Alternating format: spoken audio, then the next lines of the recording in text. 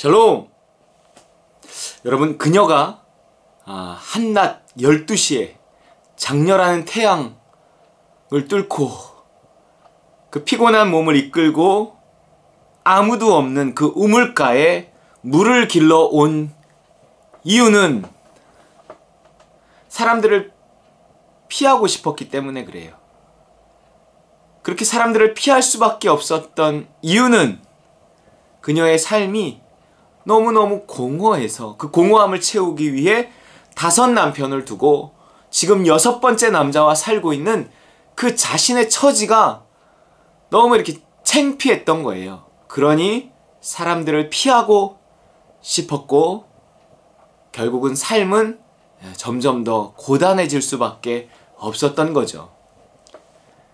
그 목마름이 있었던 그녀에게 예수님이 다가오신 거예요. 그래서 너의 그 목마름을 채워주겠다. 영원히 목마르지 않게 만들어주겠다. 이렇게 이 대화가 시작이 된 것입니다. 그러면 그 목마름은 어떻게 채워지는가? 이 산에서 예배하는 게 맞습니까? 예루살렘에서 예배하는 게 맞습니까? 하는 흑백 논리, 이것이 맞습니까? 저것이 맞습니까? 하는 그 종교 생활, 율법적인 삶을 통해서는 그 공허함이 채워지지 않는다는 거예요. 여러분, 신앙을요, 이렇게 해야 할 일과 하지 말아야 할 일의 리스트를 가지고 그것을 지키면 복을 받고 벌을 받지 않는 이제 그러한 것으로 이해를 하잖아요. 그러면 종교 생활이 되어져 버리는데 그게 사람의 그 공허함을 채우지 못합니다. 사람을 행복하게 만들지 않는다는 거예요. 여전히 우리가 세상 속에서 욕심과 두려움으로 살던 그 기초를 그대로 가져와서 여전히 욕심과 두려움을 기초로 새로운 신앙생활이라는 것을 이렇게 더했을 뿐이라는 거죠. 그것이 사람의 공허함을 채워주고 삶을 만족시키지 못합니다. 그러기 때문에 이제는 그런 게 아니다. 이제는 흑백 논리가 아니다. 술을 먹으면 됩니까? 안 됩니까? 그것이 성경에 있습니까? 없습니까? 그러면 그거를 성경에 있다? 없다? 이거를 가지고 성경에 있으니까 먹지 마. 성경에 없으니까 먹어. 담배는요? 그건 없잖아요. 그러니까 없으니까 펴도 돼. 있으니까 피면 안 돼. 자꾸 이렇게 우리의 그 신앙을, 하나님을 믿는다는 것을 이렇게 자꾸 이렇게 율법적으로 이렇게 가져가 버리면 사람이요 거기서 자유함이 없고요, 그 공허함을 채우지 못합니다. 우리의 공허함이라는 것은 영이신 하나님이 떠나간 자리잖아요. 그 하나님의 자리를 하나님으로 채울 때만 우리의 공허함은 채워지고 우리가 자유롭고 기쁠 수 있단 말이에요. 그러니까 뭔가 우리 안에서 성령이 이렇게 솟아나야만, 성령이 충만해야만 그 빈자리를 채우고, 그리고 우리의 삶이 자유와 기쁨과 만족을 얻고 더 이상 공허하지 않는 삶을 살 수 있게 된다는 거죠. 그러면 그 성령이 솟아나는 삶은 어떻게 살아가는가? 성령이 충만한 삶은 어떻게 살 것인가? 어떻게 우리의 빈자리를 성령으로 충만히 채울 것인가에 있어서 예수님이 답을 말씀하시는 거예요. 영과 진리로 예배하라는 거죠. 그런데요, 자꾸 이게 예배라는 단어를 쓰니까 오늘날 우리가 드리는 예배에 갖다 붙여서 오늘날 우리가 주일날 드리는 그 예배는 영과 진리로 예배해야 돼. 자꾸 여기에만 국한시킨단 말이에요. 그런데요, 여기서의 예배라는 것은 우리가 드려지는 그 예배를 포함하긴 하지만 거기에 국한되는 것은 아닙니다. 삶 전체를 말하는 거죠. 그러니까 우리의 삶 전체가 어떻게 살아가야 하는가? 영과 진리로 살아가야 한다 하는 거예요. 그러한 영과 진리로 살아가는 삶에 성령의 충만함이, 성령의 역사하심이, 성령의 채워주심이 있고 거기에서 자유와 기쁨, 우리의 공허함이 채워지는 그 만족한 삶이 이루어진다는 거예요. 영과 진리로 예배하는 삶을 살라는 거죠. 그럼 영과 진리로 예배하는, 옛날엔 성령과 진리로 이렇게 지금은 나오는데 예전에는 신령과 진정으로 이렇게 나와서 더 어려웠어요. 그럼 과연 영과 진리로 예배한다? 영과 진리로 삶을 살아간다는 것이 무엇일까요? 이게 둘 다 성령이에요. 앞에 영은 이렇게 생각하면 돼요. 성령의 도우심. 진리는요? 진리의 성령이잖아요. 성령의 인도하심이에요. 그러니까 너희가 성령의 도우심과 성령의 인도하심을 따라서 삶을 살아가라는 거예요. 그것이 예배하는 삶으로 하나님께서는 본다는 거죠. 바울이요, 이 말씀을 그대로 받아서 갈라디아서에서 저는 이 말씀을 받아서 하는 말이라고 생각돼요. 갈라디아서 5장 24절, 그리스도 예수의 사람들은 육체와 함께 그 정욕과 탐심을 십자가에 못 박았느니라. 그리고 나서 만일 우리가 성령으로 살면 성령으로 행할지니 이래요. 그러니까요, 우리가 더 이상 육체로 살지 말라는 거예요. 육체의 욕심과 육체의 탐심과 육체의 두려움과 뭔가 이런 것이 나를 움직이게 하지 못하게 십자가에 못 박고, 그 다음에 뭐예요? 십자가와 성령이잖아요. 십자가와 성령의 복음이에요. 그리스도 예수의 사람들이란 누구냐? 육체와 함께 그 정욕과 탐심을 십자가에 먼저 못 박고, 십자가에 못 박고 해요. 못 박고. 더 이상 욕심과 두려움이 나를 움직이지 못하도록 그 욕심과 두려움을 십자가에 날마다 못 박고, 그 다음에 어떻게 하라는 거예요? 성령으로 살면 성령으로 행할지니. 이거예요. 앞에 성령으로 산다는 것은 성령의 도우심으로 살아간다는 거예요. 뒤에 성령으로 행한다는 건 뭐예요?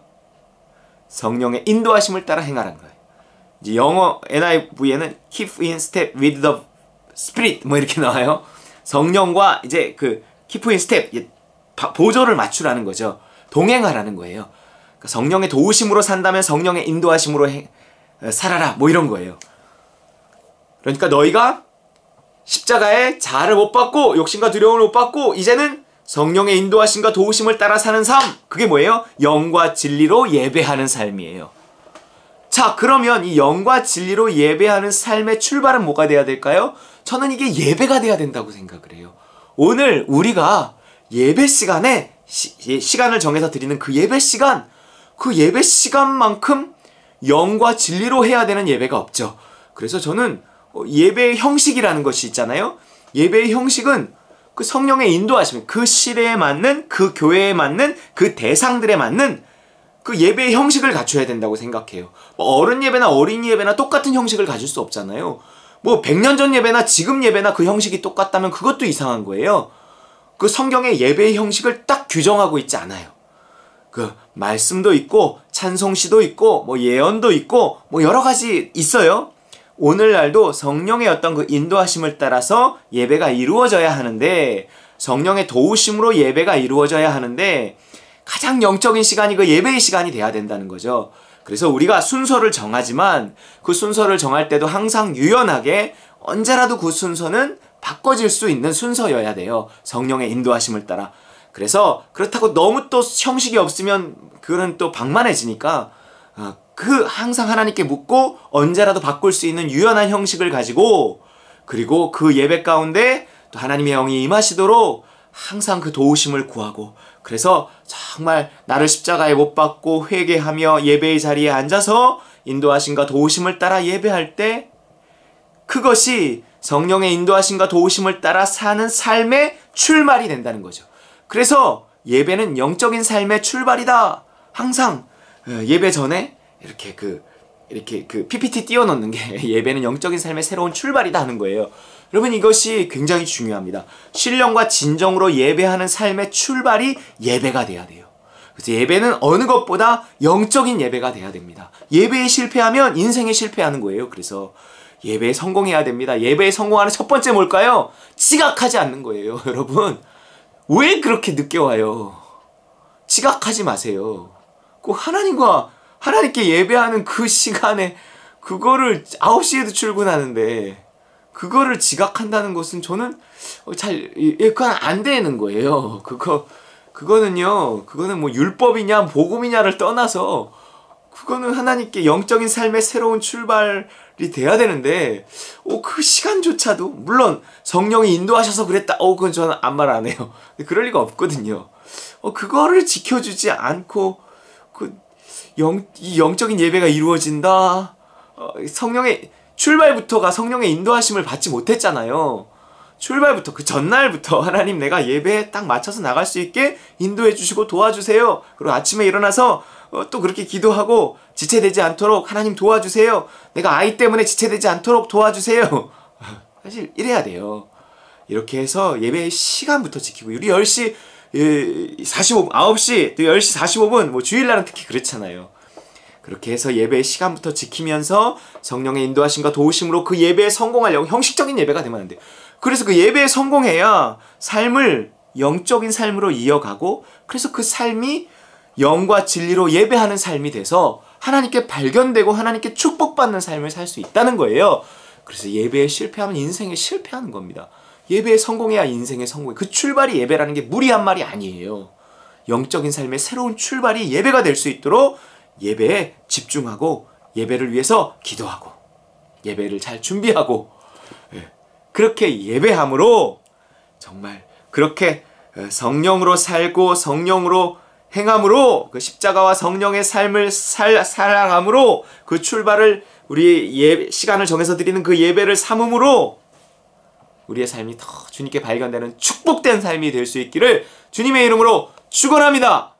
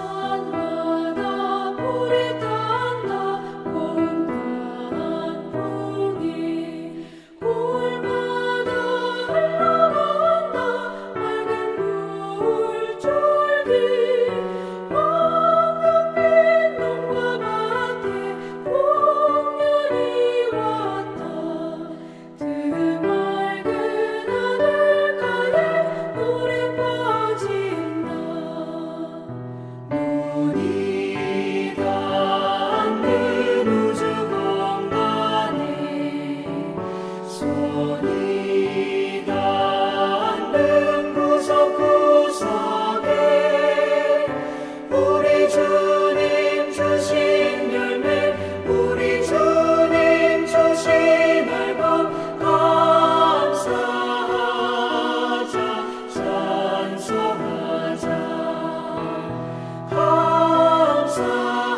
감사하자 찬송하자 씨 뿌린 논밭마다 기름 고이고 심겨진 화원마다 열매 맺으리 비바람 구대빛 주님 선물로 가까운 손길마다 복이 넘친다 눈이 닿는 우주 공간에 손이 닿는 구석구석에 우리 주님 주신 열매 우리 주님 주신 앨범 감사하자 찬송하자 감사하자 찬송하자